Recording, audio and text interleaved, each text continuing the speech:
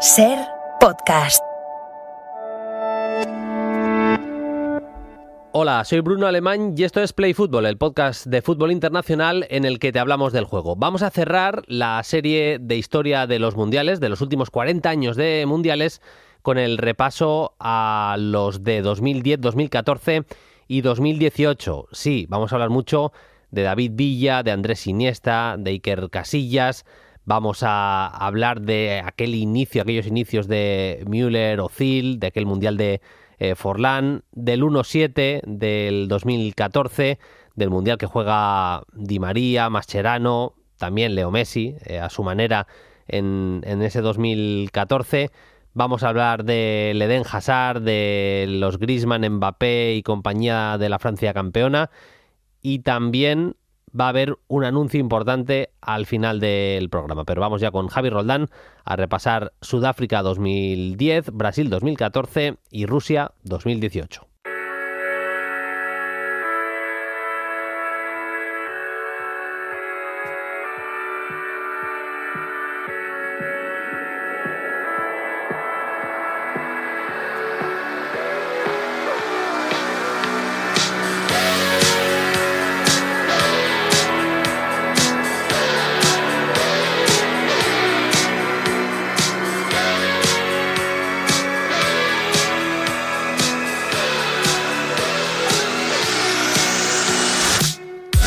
Sudáfrica, Brasil y Rusia, los mundiales de 2010, 2014 y 2018 son los que vamos a tratar en este último episodio de la serie de historia de los mundiales que estamos haciendo en Play Fútbol, de la mano de mi compañero y amigo Javi Roldán, que ya me escucha. Hola Javi, ¿qué tal? Muy buenas. Hola Bruno, muy buenas, ¿qué tal? Javi también ha tenido semana movidita, como algunos que nos dedicamos a esto del fútbol y preparar el mundial y tal, pero con otros menesteres. Algún día escribirá sus memorias y fliparéis, el bueno de Javi Roldán. Dicho lo cual, Javi, bastante fútbol que tratar, selecciones chulas, la Uruguay de 2010, la Bélgica de 2018, evidentemente las campeonas, Francia, España, Alemania, la Argentina también de Leo Messi, que fue subcampeona. Bastante cosita chula que tratar de los últimos 3 mundiales que hemos vivido. Sí, muchas grandes selecciones, muchas selecciones novedosas, otras resurgidas, ¿no?, de sus cenizas. España, como bien apuntas, la mayor alegría que nos ha dado en la historia del fútbol, ¿no?, la selección de 2010. Buenísimos futbolistas, buenísimos partidos, históricos partidos, Bruno, también, y jugadores que estuvieron incluso en 2010 y siguen en la actualidad, como pueden ser Suárez o Busquets, ¿no? Empezando por 2010, empezando por el mundial que coronó a España campeona, hay que decir que fue un mundial con doble sorpresa gorda en la fase de grupos. Se quedaron fuera tanto Francia como Italia, que eran los equipos que habían llegado a la final en la anterior edición, en 2006. En el caso de Francia, además, con lío interno, con Domenech tarifando con Anelka, con Ebra y compañía, con la selección francesa y el equipo cayendo, incapaz de pasar otra vez, como le había pasado también en este caso, pero en 2002, 8 años antes, en fase de grupos. Y lo mismo pasó con Italia, con la campeona del mundo, vigente campeona en aquel momento, que se quedó en esa fase de grupos. Quedaron unos octavos bastante variopintos, pero vamos con la selección española, una selección, Javi, que recuerda a todo el mundo por aquellos jugadores magníficos del centro del campo, los Busquets, Xabi Alonso, Xavi, Iniesta y compañía. Si iba cualquier cosa mal, podían entrar jugadores como David Silva y Cesc Fábregas. En ese mundial precisamente no estuvo Santi Cazorla, que tuvo una lesión importante, pero una selección de tocones impresionante, pero con mucho oficio también, y te diría, y es muy importante, con jugadores bastante potentes, bastante destacados casi en cada una de las posiciones en el terreno de juego, Javi. Sí, antes de hablar de ella de lleno, Bruno, has dicho que Francia e Italia fueron eliminadas en primera fase de grupos, habiendo sido finalistas en el Mundial anterior, y esto es parangonable, es equiparable al caso de España, sí. Aquí termina campeona y en el Mundial 2014 es la caída, ¿no?, que también pierde en fase de grupos. Bueno, ya hablando de España, como bien apuntas, no era solamente el típico tiki-taka que se dijo después posteriormente ofensivo, sino que era una selección con mucho gol, sin ir más lejos. Fue la primera en la clasificación de su grupo de la UEFA, e hizo 5-0 a Bélgica y 2-5 a Bosnia, que fue la segunda del grupo, así que había mucha mordiente arriba. Torres como Iniesta habían llegado con lesiones durante la temporada, pero Villa, a mi juicio, Bruno, fue el mejor jugador español del Mundial. De hecho, salió en el mejor once elegido, junto, por ejemplo, con Casillas, con Puyol y con Ramos, que son futbolistas que tampoco pertenecen a ese centro del campo, ¿no? Así que un equipo muy bien, cargado de jugones, ¿no? Muy bien organizado, muy bien pensado, sin duda también, Bruno, como has apuntado antes, influido ya por el Barça de Guardiola, ¿no? Por el fútbol de posesión y de posición. Esta era una selección bastante más posicional que la anterior de Luis Aragonés, que era más funcional y en un sistema 4-4-2 más móvil, alternaba más, digamos, el contragolpe con la posesión de balón. Aquí, en esta España, ya es más reconocible o identificable con lo que son los tiempos actuales, ¿no, Bruno? Totalmente, es así. Es verdad que, bueno, lo dicho, ¿no? Que Casillas, que Puyol, que yo estoy de acuerdo contigo, David Villa en ese Mundial fue absolutamente impresionante, pero me parece, especialmente para nuestros oyentes más jóvenes o con la memoria más rasgada, si se quiere, lo importante que fue la apuesta de Vicente del Bosque, que lo sería en 2010, pero te diría que lo sería todavía más en 2012, en la Eurocopa de 2012, esa apuesta por Xabi Alonso y Busquets. Eran jugadores que en sus equipos eran dueños de la parcela central, dueños del centro del campo. Es verdad también que Xabi Alonso había jugado en algún momento incluso con Mascherano, compartiendo un centro del campo, pero bueno, sintiéndose él un poco el dueño, ¿no? del primer pase. Y los pone juntos. Y es muy criticado Del Bosque por ponerles juntos, por poner a Busquets titular cuando, es verdad, venía de grandes momentos con el Barça, pero no había, todavía no era el considerado seguramente mejor mediocentro del mundo, como ya lo sería un año después, ¿no? Después de esa final de Champions contra el Manchester United en 2011 y después de ese gran mundial que hizo también Sergio Busquets, pero al final fue muy criticado por una de las decisiones que creo que más rédito le han dado al bueno de Del Bosque. Sí, yo creo que se criticó, Bruno, por el hecho de que se miraba todo desde el prisma del Barça campeón de Europa de Guardiola, ¿no? Y del campeón de Europa y del siguiente, porque aquí llevaba Guardiola 2 años, ¿no? Entonces se veía un poco extraño que Busquets lo sacaran de su mejor posición, pero como tú bien apuntas, llevaba solamente un año de titular, igual que Pedrito, que en este mundial debutaba, hizo un buen mundial también, pero llevaban solamente un año de titular, 20 y pocos años cada uno, y lo que hizo acertadamente, a mi juicio, aunque fue, como tú bien apuntas, criticado, es dar esa compensación con Xabi Alonso, que tenía otras características diferentes a la de Busquets, pero igualmente compartía el tacto de balón. Pero el pase largo, por ejemplo, era muy importante tenerlo ahí para intentar mandar balón a banda derecha, que, por ejemplo, jugaba Navas o muchas veces salía Navas y se pegaba bien a la cal. Así que era una buena complementación de futbolistas, siempre de altísimo nivel, ¿no? Con Xavi también uniéndolo todo en el centro del campo, que Del Bosque, pese a las críticas que tuvo, demostró, ¿no? Se demostró aquella España, aunque realmente no llegó a la final de manera imponente, sí lo había hecho, ya lo hemos dicho, en la clasificatoria, pero creo que fue una decisión acertada. Bueno, no es que lo creas, que demostró ser una decisión acertada de un gran seleccionador, ¿no? Como es Del Bosque, que es un buen conocedor de futbolistas, ¿no? Totalmente. En aquel Mundial, la selección española no encaja gol en eliminatorias. Le gana a Portugal en los octavos sin encajar. Sigue pasando ahí ante Paraguay en el partido de cuartos de final. Le gana a Alemania con aquel mítico gol de Puyol por 1-0, y es el mismo resultado de la final. Casi te diría que lo que dice el Cholo Simeone del mítico 1-0 que han compartido tantos jugadores del Atlético de Madrid en la última década, bueno, es que al final, no nos engañemos, escondiendo un poco el balón con los jugadores que tenían esa capacidad en el centro del campo, con posesiones bastante altas, y siendo un equipo muy solvente en defensa, con Ramos de lateral, con la pareja Piqué-Puyol de centrales, y normalmente Capdevila, lateral izquierdo, se hizo acreedora de ser, también te diría la verdad, Javi, defensivamente fue la mejor selección España, más allá de que se recuerde especialmente por esa capacidad en el centro del campo para tener el balón y para marear a los rivales. Sí, también eran jugadores que estaban acostumbrados a presionar más desde el centro del campo, incluso en adelante, ¿no? Todo era un bloque presionante, también la traspérdida era fundamental, ¿no? Para que los equipos no llegasen tanto a zonas adelantadas, ¿no? A zonas retrasadas de la selección española, y surtió efecto, aunque el mismo Del Bosque dijo que siempre hay que tener un poco de suerte, porque en casi todos los partidos estos 1-0 que dice podía haberse decantado por la otra parte. Total, Casillas fue fundamental, es que es así, sí.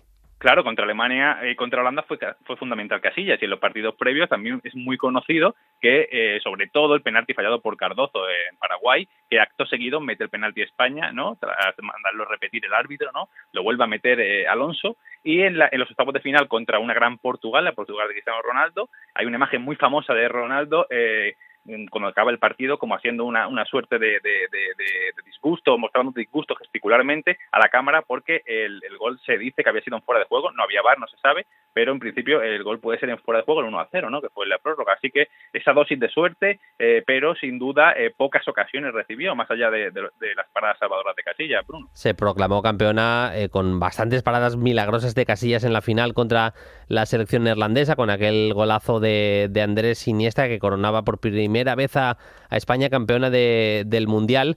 Es verdad que igual el Mundial de Xavi no es súper brillante, pero el partido de semifinales de Xavi Hernández, Xavi tiene algunos partidos con la camiseta de la selección española. Yo, si hubiera sido futbolista profesional, el partido contra Alemania de semifinales que juega Xavi es uno de los partidos que me hubiera gustado jugar como centrocampista de fútbol algún día en mi vida. La verdad es que di una masterclass aquel día. Fueron fundamentales en otros partidos Villa, Casillas, ya lo hemos dicho, Iniesta evidentemente en la final por el golazo. Al final una pedazo de selección, aquella España que se proclamaba campeona. Cabe destacar también, bueno, se puede hablar de selecciones como Ghana, que fue el orgullo de África en el primer mundial que se disputaba en suelo africano, pero la verdad es que nos encantó, nos enamoró un poco a todos aquella selección de Uruguay en la que Diego Forlán firmó un mundial. Para mí fue el mejor jugador del Mundial, marcó unos golazos impresionantes. Cuenta la leyenda que, ayudado por los efectos que pillaba el Jabulani cuando le pegaba esos viajes a la pelota el bueno de Diego Forlán, pero lo cierto es que jugó un Mundial a la altura de pocos jugadores, la verdad. Sí, el gol de falta creo que fue contra Ghana, el balón se mueve, eso de la potencia y de lo que tú dices, del material que está hecho el Jabulani, que hace que no sea muy detectable, ¿no?, para los porteros. Pero como bien apuntas, Forlán fue quizá el mejor jugador del Mundial integralmente, tenía 30 años, muy maduro, estuvo en el mejor once del Mundial, Balón de Oro, Bota de Oro, un equipo muy bueno, fantástico, sobre todo en la delantera. Estaba dispuesto, Bruno Tavares lo tenía dispuesto para que brillase su zaga, que eran jugadores muy contundentes, y su ataque, que era demoledor, ¿no? Con Cavani, que tenía que caer a la izquierda, y arriba Suárez y el propio Forlán, ¿no? Luego por detrás de ellos jugadores bastante bregadores, ¿no? Como puede ser, si mal no recuerdo, Arévalo Ríos jugaba por allí, Gargano también, Sí. porque creo que estaba, Pérez, son jugadores de brega centro del campo para permitir, ¿no?, el robo y rápidamente la asistencia, ¿no?, para los jugadores de ataque que te apisonaban, ¿no? Jugadores súper potentes y aparte goleadores, ¿no? Así que acabó cuarta del Mundial, fue una grandísima sorpresa, Bruno, porque en la clasificatoria de la Conmebol había quedado quinta, o sea, última de la clasificatoria, sí, y había tenido que jugar la repesca contra Costa Rica, así que posteriormente pues triunfó, ¿no? Digamos, triunfó inesperadamente, y jugadores de aquella generación aún se mantienen, ¿no? Fue el Mundial también de la aparición de algunos jóvenes talentos de Alemania. La gente más joven no va a decir como jóvenes. Bueno, en aquel momento eran jóvenes Thomas Müller, Mesut Özil, por ejemplo, y firmaron también un gran Mundial y ya apuntaban cositas de lo que podía ser el 2014, que es el Mundial del que vamos a hablar a continuación. Javi, un Mundial que corona precisamente a esa selección de Alemania, que había seguido un trabajo desde hacía muchos años, casi 12 años, con un cambio de tendencia de lo que era el fútbol alemán, y en donde hay algún partido histórico en los mundiales de los últimos 40 años, pues uno de ellos sin duda, si no el que más, es ese 1-7 en Belo Horizonte, que fue una obra maestra de la presión alta de aquella selección de Joachim Löw. Sí, Joachim Löw, ya hablamos en los programas anteriores, que fue el iniciador, ¿no?, junto con Klinsmann, de ese cambio, y aquí ya en el Mundial de Brasil 2014 estaba con Flick, el actual seleccionador, el ayudante de Joachim Löw, ¿no?, todo compartiendo filosofía, toda una solución de continuidad, ¿no?, por ese tipo de fútbol propositivo, ¿no?, sobre todo de balón, pero también competitivo, y con jugadores, como tú bien apuntas, ya muy técnicos, muy jóvenes, nacientes, y una selección que fue totalmente imponente, ¿no? Ya estamos hablando del Mundial 2014, y Löw ya llevaba bastante tiempo, había hecho un grupo, ¿no?, y la clasificación UEFA fue también como la como España en el Mundial anterior, fue una selección demoledora, ¿no?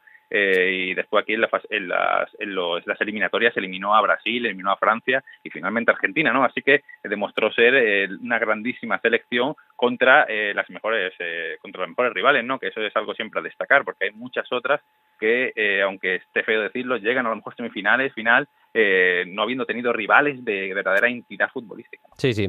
En 2014, a nivel individual, más allá de lo que podamos contar ahora también de aquella selección de Argentina que acaba sucumbiendo en la final, no sé con qué flechazos te quedas de aquel Mundial. A mí me encantó el Mundial de James, bueno, y a Florentino Pérez también, porque decidió fichar al crack cafetero a partir de esa gran actuación de James en el Mundial. Me marcó un golazo contra Uruguay impresionante, control con el pecho y le pegó un gol bastante parecido. Había marcado Maxi Rodríguez con Argentina a México en el Mundial anterior, el anterior no, dos antes, en el de 2006, pero la verdad es que James fue un soplo de aire fresco en aquel Mundial, ¿eh?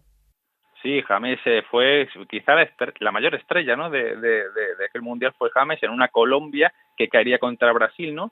Y yo me quedaría también con dos futbolistas que ya son eternos, ¿no? De la selección argentina, que son Mascherano y Di María, que posteriormente se lesionó. Creo que sostuvieron, ¿no? aquella Argentina, ¿no? hasta la final. Y también podemos recordar a que está de novedad, ¿no? Por la convocatoria, a Mario Götze, ¿no? Absolutamente, que fue el autor del gol de la final.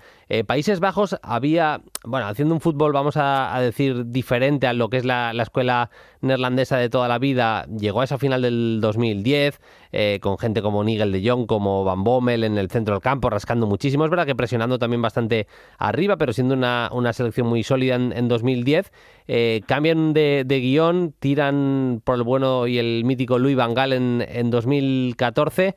Es una selección, aquella de Países Bajos, también bastante divertida y que nos dejó bastantes buenos momentos en el Mundial de 2014. Aquella mítica tanda de penaltis en la que se le ocurre cambiar de portero al bueno de Van Gaal antes de esa tanda final. Hubo momentos más que divertidos y vimos el amanecer futbolístico de Memphis Depay a nivel, vamos a decir, internacional, ante el gran foco de lo que supone un Mundial, Javi.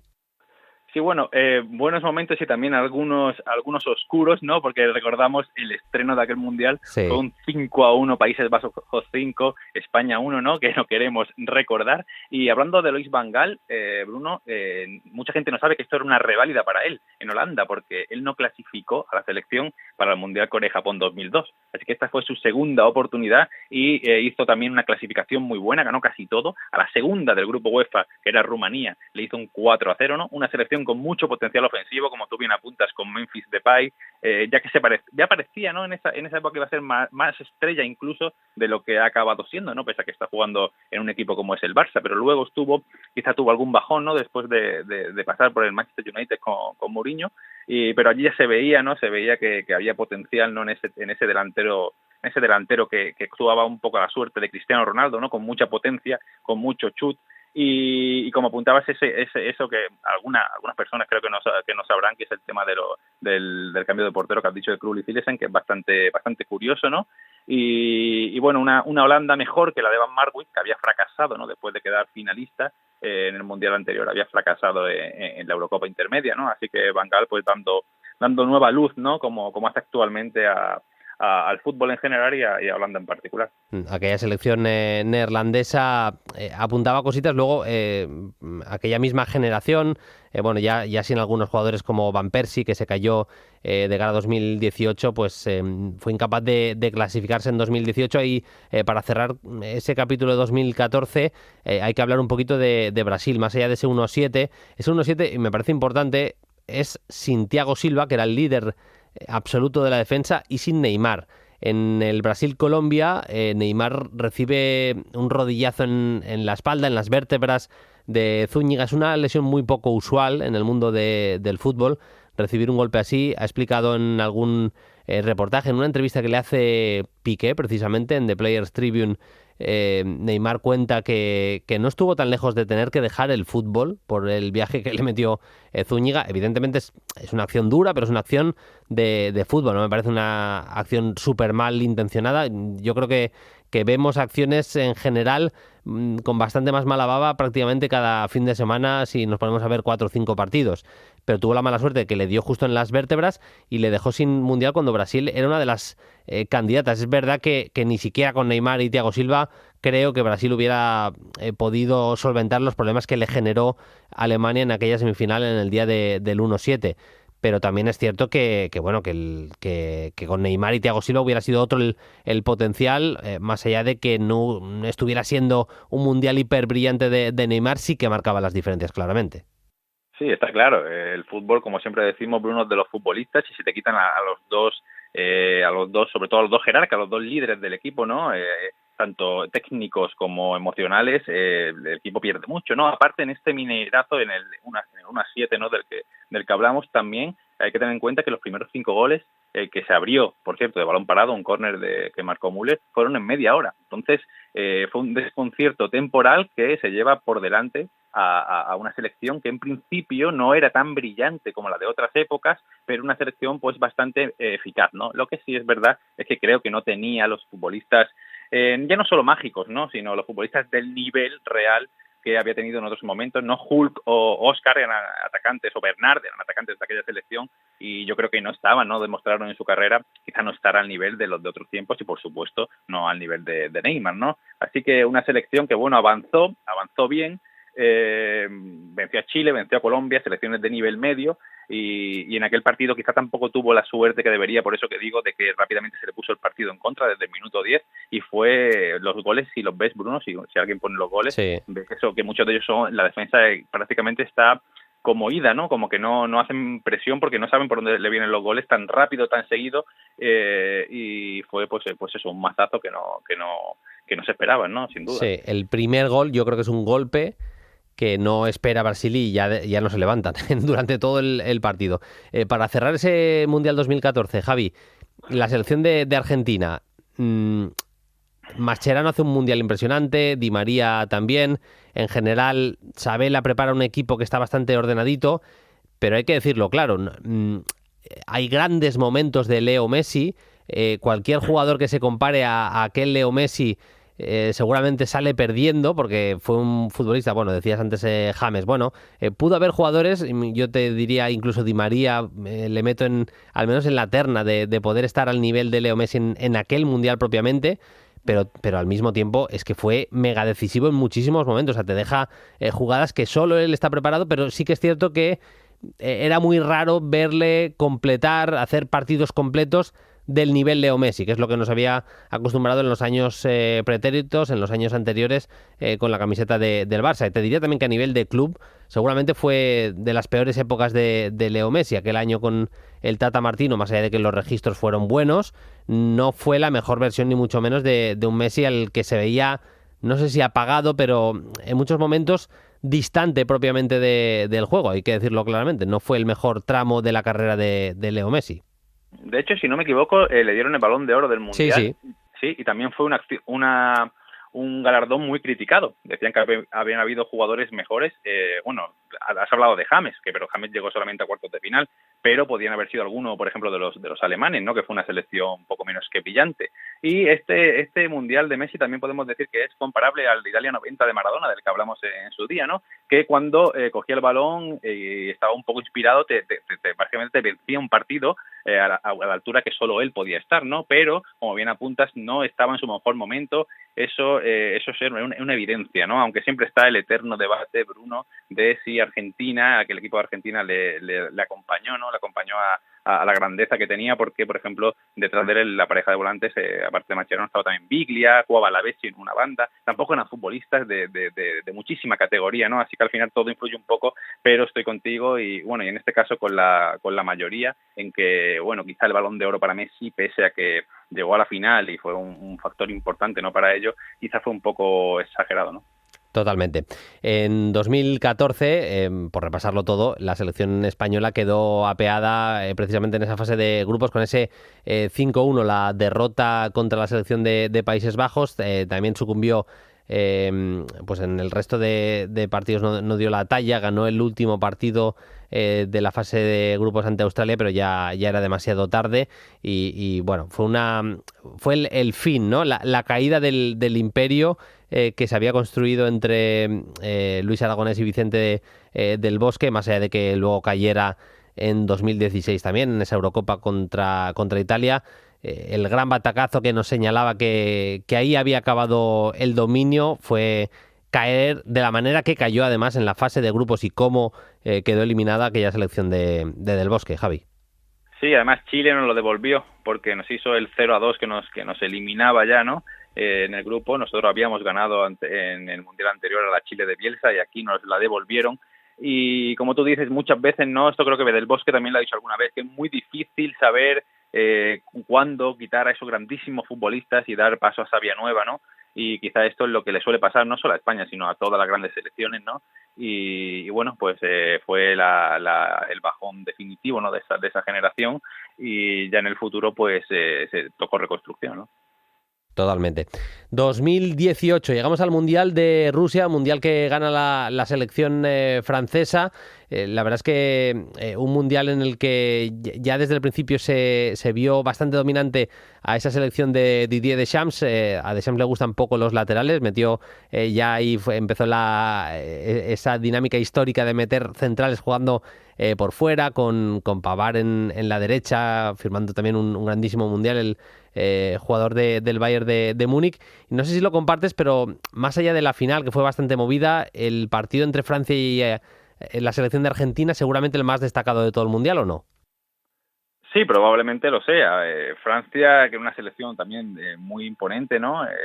Y el partido que acaba 4-3, así que es un espectáculo, ¿no? de fútbol, aparte muchos, grandísimos futbolistas. Pero claro, tú dices con mucho acierto que Deschamps pues ponía laterales muy bajos, que tampoco participaban mucho de la ofensiva, pero claro, la ofensiva, por ejemplo, estaba Mbappé y Griezmann, que se salió aquel mundial, Griezmann en su plenitud, y detrás estaba Pogba y Kanté, ya estaban jugando ahí, ¿no? Si no me equivoco, así que había suficiente material, ¿no? Para que aquella selección se proclamase campeona, ¿no? A mí Deschamps no es un entrenador que me disguste tanto como suele hablarse, porque realmente él sabe un poco, siempre se dice que se juega mucho a lo físico, ¿no? En esa Francia, pero es que también sabe el potencial que tiene arriba, ¿no? Ahí no estaba Benzema, pero ahora sí está y sigue apostando todo a esa delantera, porque realmente te puede dar un mundial y sobre todo, como muchas veces se apunta, son torneos cortos en los que con que brillen los primeros partidos y se entonen un poco, ya son casi imparables, ¿no? Así que aquella Francia terminó siendo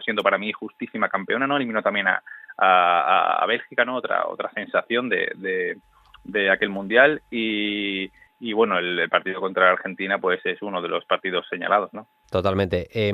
Hay varios puntos importantes en aquella selección francesa. La pareja de centrales, Umtiti y Varane, firmaron un mundial de locos, un mundial de un nivel que pocas parejas de centrales pueden decir en los últimos años. Estuvieron enormes. En el centro del campo se entendieron muy bien Kanté y Pogba, siendo Kanté el más animoso, el que iba más a presionar, el que en los duelos era ganador. También lo era Pogba, pero de una manera más agresiva, vamos a decir, para tratar rápido de lanzar al equipo al ataque. Y a pesar de que no fue un mundial mega redondo, no me pareció Mbappé la mega estrella de aquella selección. Es verdad que en los partidos en los que podía correr, por ejemplo, el gol que le marca a Argentina en ese partido de locos, ese 4-3, fue una locura, aunque para mí la estrella de Francia fue Griezmann, por el liderazgo que tenía, jugador clave también incluso en la final, la capacidad para hacer daño también desde el balón parado. Me parece que él sí, sin picos igual tan altos como los de Mbappé, pero firmó un mundial bastante redondo, el que entonces y ahora es jugador del Atlético de Madrid. Sí, Mbappé salió el mejor joven, era un jugador naciente que no tenía todavía el ego tan desarrollado como ahora, por tanto mordía, ¿no? En el campo, y Griezmann era realmente la estrella junto con Pogba. Griezmann salió balón de bronce, como bien apuntas, también el mejor once, por supuesto, con Pogba, con Kanté y con el gran Varane en la defensa. Pero Griezmann es que para mí, Bruno, sin más, es un jugador integral. Quiere decir, no solo un delantero, es un centrocampista, es un delantero, si lo pones en banda se desenvuelve igual de bien, y lo ha demostrado siempre, exceptuando la etapa en el Barça, ¿no? Que es la única que no encajó, pero aquí demostró una vez más, y por eso se mantiene, ¿no? En esa delantera tan potente actual. Allí creo que jugaba Giroud en la delantera, ahora juega ya Benzema. Sí. Pero y detrás estaba Matuidi, también otro bregador, como apuntaba antes Deschamps, pues dándole mucha libertad a los delanteros, ¿no? Que crease Pogba, que transitase Kanté, Matuidi, que presionase también mucho, y arriba Griezmann, ¿no? Pues jugando en un equipo que le favorecía, ¿no? Que le permitía pues crear en esa movilidad, ¿no? De 3/4 de campo, y yo estoy contigo, ¿no? Para mí fue la verdadera estrella. Aunque para mí el jugador del Mundial lo tuvo Francia, en este caso como rival en la final, que fue Luka Modric. También, igual por lo bien que jugó Modric, porque fue el mejor del Mundial, poco destacado del Mundial de Rakitic, o poco valorado por la crítica en general. Para mí, insisto, no estuvo al nivel de Modric, pero jugó un pedazo de Mundial equilibrando el centro del campo como solo él sabía hacer en aquella etapa el actual jugador del Sevilla. Los dos se comieron muchísimos partidos, por ejemplo en la fase de grupos contra Argentina. Me parece que el Mundial de Rakitic fue buenísimo, aunque Modric fue, insisto, la estrella de una Croacia en la que Rebic jugó a un nivel que ya no le hemos vuelto a ver, seguramente al móvil delantero, móvil atacante actualmente en el Milan, y Perisic cascó un Mundial también, Javi, de locos. Sí, Perisic y Rebic por las bandas, y también en ese centro del campo a 3 con Brozovic, ¿no? Siendo un poco de lugarteniente de los interiores de Rakitic y de Modric. Era un equipo, y bueno, y sigue siendo, ¿no? Aunque Rakitic ya no esté, ya no sea como Modric, no se ha mantenido, ¿no? A ese nivel, tampoco está en el Sevilla a ese nivel. En realidad era un equipo que, si repasamos la carrera de los futbolistas, todos han llegado, exceptuando, como tú hablas, Rebic, todos estos que hemos nombrado han llegado siempre a un rendimiento bastante alto en equipos bastante potentes, ¿no? Quizá el único del mejor 11 del Mundial, donde estuvieron, por supuesto, Modric y Rakitic, fuera Vida, el central Vida, que no demostró posteriormente tener el nivel para estar en un mejor 11 del Mundial, ¿no? Pero aquella selección de Zlatko Dalic, ¿no? Justísima sorpresa y justísima finalista, ¿no? De eso no cabe duda, ¿no? Pero Modric, Balón de Oro, yo creo que, claro, con mucha justicia, ¿no, Bruno? Otra de las selecciones de las que tenemos que hablar, ya para cerrar ese 2018, no es la de España. España firmó un papel discretito, bastante discreto. Es verdad que en fase de grupos son capaces de quedar primeros, cogen el lado bueno del Mundial. La cosa no pintaba mal en ese sentido, pero el equipo no estaba jugando bien, con el lío que tienen con Lopetegui cesado justo antes de arrancar el Mundial. Fernando Hierro asume las riendas de la selección española. Insisto, el equipo no juega bien, le cae la anfitriona, le cae Rusia en octavos, y en un muy mal partido de la selección española acaba cayendo eliminada. Sí que prefiero gastar el tiempo hablando de aquella selección belga de Roberto Martínez, que nos deja partidos en los que sufrió bastante, pero que fueron tan divertidos como esa victoria en octavos contra la selección de Japón. Uno de los partidos del Mundial, a nivel táctico, a nivel de colocar las piezas de la partida de ajedrez, el partido contra Brasil, me pareció una victoriaza de Roberto Martínez, propiamente del seleccionador belga, metiendo a Lukaku prácticamente emparejado, o sobre todo buscando la espalda de Marcelo, que sabía que podía ser el lado débil de la zaga de Brasil. Y es verdad que en el tramo final sufriendo bastante, pero una victoria de la selección de Bélgica ante Brasil que para mí fue, después de ese Argentina-Francia, seguramente el segundo mejor partido de aquel Mundial. Sí, Bélgica ya es la generación, probablemente, ¿no? Mira que Bélgica ha tenido buenas selecciones, sobre todo de los años 70, 80, pero probablemente estamos hablando de la mejor generación de la historia, ya con Kevin De Bruyne, con Hazard, que hicieron gran Mundial, ¿no? Sin duda, Courtois también en el mejor 11 del Mundial, y con Bob Martínez, que era una continuidad de la selección que ya había quedado anteriormente bien colocada, ¿no? En el mundial previo, que había quedado en cuartos, ya entrenada con por Wilmots, Mark Wilmots, y tenía ya estos jugadores, tenía Witsel, tenía De Bruyne, y este sistema, como tú dices, táctico con 3 centrales, los carrileros que usa Bob Martínez, todo muy estudiado tácticamente. Por eso Bob Martínez me parece a mí un entrenador de los más actuales, ¿no? Porque ve el fútbol de esa manera tan analítica, ¿no? Que luego, pues, como en el partido contra Brasil, sus jugadores pueden interpretar, no por la calidad que tienen, porque Lukaku, por supuesto, es un jugador tremendamente efectivo, eficaz, ¿no? Y entonces ese estudio táctico que demuestra sin duda tener Bob Martínez, pues le surte efecto en el campo, y una selección con ese nivel se te planta en semifinales con muchas posibilidades de haber llegado a la final, ¿no? Yo recuerdo que se decía que era una de las favoritas ya, como la clasificación había demostrado en su grupo UEFA, ¿no? Totalmente.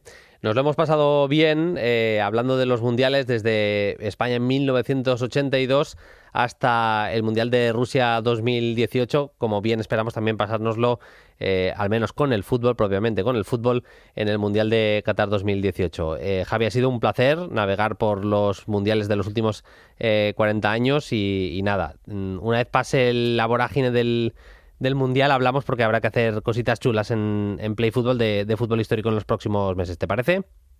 Sin duda, Bruno, el placer es mío siempre estar aquí en Play Fútbol y en tu maravilloso programa, ¿no? que ya yo admiraba antes de ser parte de él y del que me siento muy, muy orgulloso. Un abrazo y muchísimas gracias, Javi. Hasta la próxima. Un abrazo.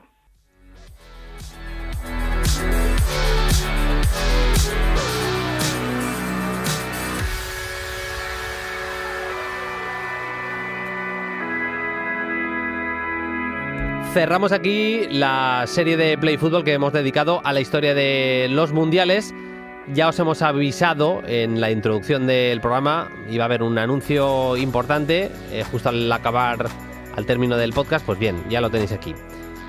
El martes vais a tener un contenido muy especial en relación al Mundial de Qatar 2022. Insisto, eso será el martes por la mañana, quizá el lunes por la tarde, pero hasta entonces no habrá podcast de Play Fútbol. Podéis esperar porque creo que va a valer la pena. Hasta entonces, sed felices. Adiós.